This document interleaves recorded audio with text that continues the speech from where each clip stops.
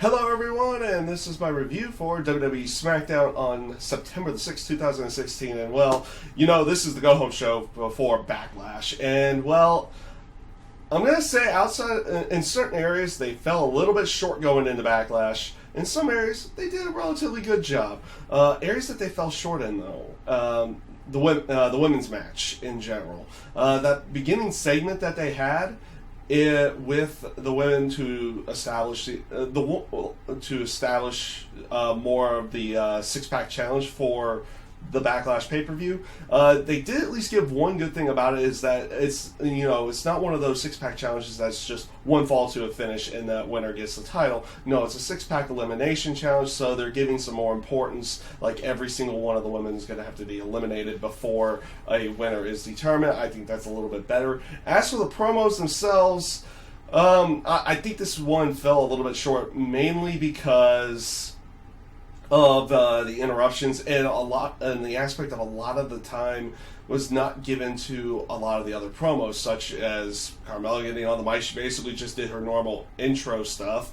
Alexa Bliss got a little bit of time in there to talk. She came off relatively well and came off with a couple of good heelish tendencies, but Natty and Becky's were not necessarily all that good.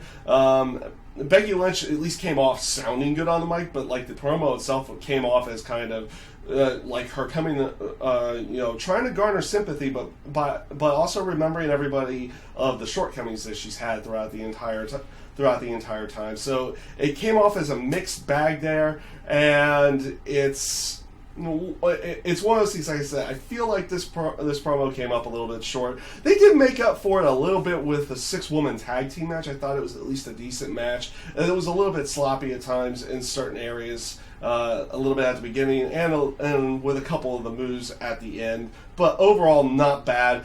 Still looking forward to the 6-pack challenge and seeing how everything goes. I feel like Becky should be the one that gets the belt, but they could also just put it on Nikki Bella or one of the heels to go along with it. So we'll see what they decide to go with. I would think they would want to put it on Becky to establish it, but you don't know where they're going to go with it. Go with everything there. You had Miz, who interrupted Shane and Daniel Bryan backstage, getting in Daniel Bryan's face and Shane's face about, like, oh, this is all you care about. I come back from my vacation from my own private island. Like, I like Miz's character.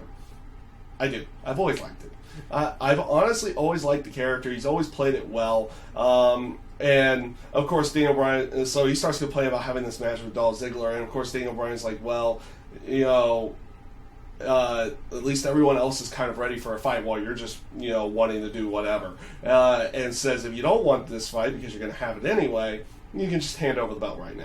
And basically he gets interrupted by his own music, and he goes out there to face Apollo Crews. Dolph Ziggler's on commentary.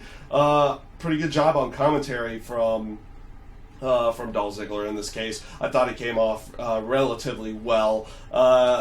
But the match with Apollo Crews and Miz was kind of like the SummerSlam match. I felt like it was a good match, but not too many people were really getting much behind it. The ending came where Miz pulled Dolph away distracted Dolph away from commentary.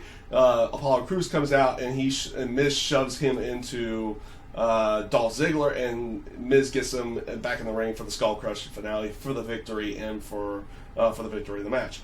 Overall, not a bad match. I love the heel tactics at the end. It's like Dolph Ziggler had garnered the belt, the Intercontinental title. It's like he had laid it in the ring saying, hey, you should come get it, and basically trying to garner him into a fight.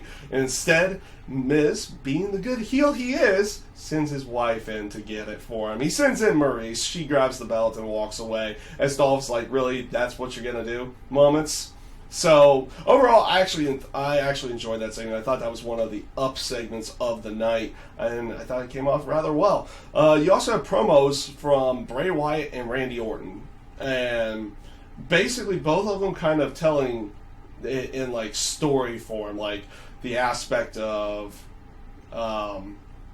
of the no, sorry, I'm stumbling over my words. So the aspect of like Bray saying, "Oh, the predators now become the prey" and everything in that sense. I thought it came off rather well from Bray's side. Randy's side came off okay. It didn't come off all that great. I've seen some better promos from him, especially recently. I felt like he's done some better promos, but overall, not bad and good way of building into the actual match between Bray Wyatt and Randy Orton going into the pay-per-view itself.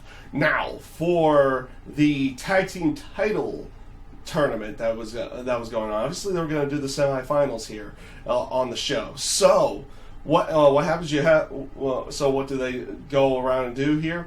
Well, they do a couple of interesting things for this. One, you have American Alpha versus the Usos, and you have the Usos playing off like they're playing the sportsmanship role and everything, and they attack American Alpha from behind and trying to get the jump start on the match and everything. The match goes really quick and ends in like 30 seconds. American Alpha wins in like 30 seconds, and like everybody's like, wait, what? That's really? Like a lot of people have been waiting for this match inside of there, and it ends up being 30 seconds, so everybody's kind of feeling a little bit gypped.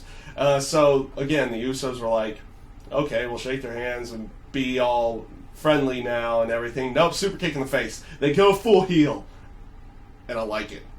I'm not gonna lie, I like the aspect of the Usos going full heel here. They have been being booed. They've been booed pretty much for a little while now, or at least there was a chunk of fans that were already booing them. Mostly back when they started associating themselves with Roman Reigns. And like I said, it came off rather well. They go about injuring Chad Gable's knee by doing one of the super kicks to the knee and splashing the knee. So same Uso stuff, just now against good guys and in a more heelish way.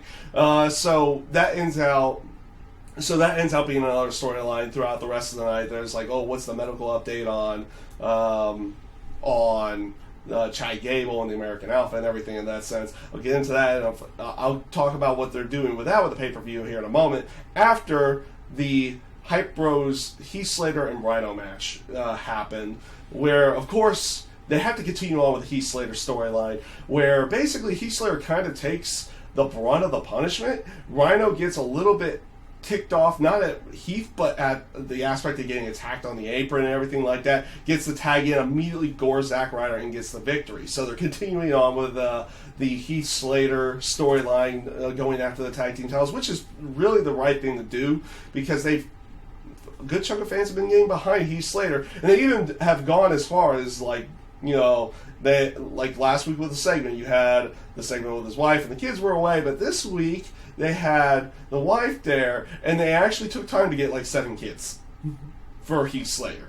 So they have the entire family there. So they're playing off of everything there, everything on that aspect. I thought it came off rather well in the end for what they're trying to do story-wise. Now, what are they doing with the tag titles? Like I said, they played an injury angle. Well, they continued that injury angle. It was later said on Talking Smack, where they said Chad Gable's going to be out for 2 to 4 weeks, so the American Alpha won't be able to be part of the title finals. So what do? They make a second chance with the Hype Bros and the Usos for the pay-per-view itself, and the winners face Heath Slater and Rhino later that night. So you could either play it like you would assume the Usos go over here. They just recently turned heel, and they're going to face off against Slater and Rhino. And you have a couple of things that you can do there. You have Slater win and he gets the contract. You have the happy ending, or you can like put massive heat behind the Usos even more by having them stop Heath Slater's little run, his run that he's been having within there, and stopping him from getting a contract and everything in that sense. So we'll see where they decide to go with that. I'm assuming it's going to be the Usos versus Rhino and Heath at the pay-per-view after the second chance match. It seems that it would be the more natural choice, but we'll see how they decide to go about everything. So, with all that being there, oh, hold on, just one other aspect that I also thought was kind of a down night. So you have Fandango in the ring, and he had garnered a dance partner because Tyler Breeze is off elsewhere garnering fabric for their next line of clothing and everything in that sense. So he garners not a tag partner, but a dance partner who he deems as not worthy in the end. Ends out kicking her out of the ring and saying it's like he wants he wants to have a dance off. He wants someone to come out. Kane's the one that comes out. Seriously, you know where this is going. And again, it's just a reminder that Kane's on the show, everybody. Kane's on the show. So, Kane obviously chokeslams Fandango, does the whole little Fandango thing and walks away. Pointless segment. Really was a pointless segment. There was no point to it in any way, shape, or form. So, yeah, with that being said, the next thing to really talk about was the AJ Styles, Dean Ambrose feud, non-feud thing. I mean, on one hand, throughout the night, I'm glad they didn't just set up a tag match where the two of them are pitted against each other with two other people and everything like that. They've done that so many times. But it also feels kind of, a little bit downer that you don't have that you didn't have a match at the end of the show. You just had a promo. But throughout the entire night, you had AJ Styles threatening people, workers in the backstage. He threatened one person's job because he could blame them for breaking a headset and ruining his job security and everything like that. For basically people showing the segment over and over again from the week before. So, really good heel stuff from AJ Styles here. And he throws a person's phone against the wall. Things like that. Just really good. Making him come off as an arrogant douchebag. Which is what he's supposed to be going for in this case. So, of course, AJ doing a really good job there. They had a promo to end the night, and yeah, that's what I mean. They had a promo to end the final SmackDown before Backlash between Dean Ambrose and AJ Styles. One thing I do have to say, I'm not as big of a fan. I like it when Dean Ambrose plays the more serious variation of his lunatic portion of everything, but even the joking side, it comes in spurts whether it's good or bad. This week was not all that great. They did a whole aspect he was sitting in the makeup room and everything like that and getting hairspray and everything, even though his hair is still all over the place and everything in that sense. Okay, that comes off as a bit funny, and he was just basically for the good half of the promo until he reverses into a full serious mode. Was just cracking jokes the entire time, and I like AJ Styles' retort to it is oh, you think I'm a joke? Basically, that what he was going off of and everything in that sense, and that was kind of when Dean goes a little bit more serious. AJ kind of just retorts in the end by kicking him. Well, returning the receipt. He got kicked right below. He got kicked there. Yeah, he got kicked right below to end the night and give the receipt from the week before for what happened to AJ Styles the week before.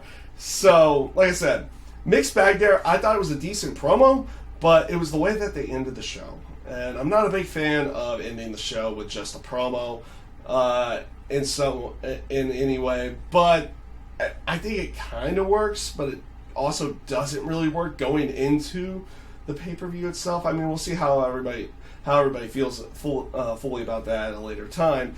But like I said, I wasn't a big fan of this SmackDown. It was kind of wishy-washy. You had a couple good segments in there, and then you had a couple not so good segments in there to go along with it. And it just came off as a mixed bag going into the pay-per-view, which is not necessarily what you want to be going for.